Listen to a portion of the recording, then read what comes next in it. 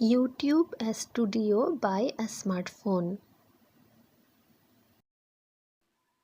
আসসালামু আলাইকুম। আজকে আমরা দেখব কিভাবে স্মার্টফোনে ইউটিউব স্টুডিওটা আমরা সরাসরি ক্রোম থেকে ইউজ করতে পারি।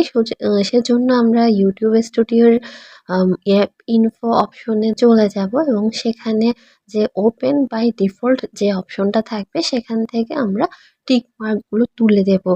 সেখানে যতগুলো লিঙ্ক টিক মার্ক করা থাকবে সেগুলো অফ করে দিব এবং এরপর হচ্ছে আমরা সরাসরি ক্রোম ব্রাউজারে গিয়ে ইউটিউব স্টুডিও লিখে সার্চ করব এবং সেখানে আমরা যখন ইউটিউব স্টুডিওতে যাব তখন আর দেখা যাবে যে অ্যাপে ওপেন হয়ে যাবে না, ক্রোমেই থাকবে। জাস্ট আমরা থ্রি ডটে গিয়ে ডেস্কটপ মোড করে নিব।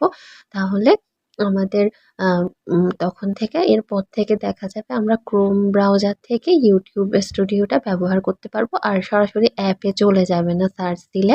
এবং এরপর চাইলে আমরা এই এই ইউটিউব স্টুডিওকে ক্রোম থেকে থ্রি ডটে ক্লিক করে আমরা যেটা করতে পারি হোম স্ক্রিনে শর্টকাট হিসেবে রেখে দিতে পারি এবং যে কোনো সময় আমরা সেই হোম স্ক্রিন থেকে সেই শর্টকাটে ডাবল ক্লিক করে ক্রোমের মাধ্যমে ইউটিউব স্টুডিওটা ব্যবহার করতে পারবো।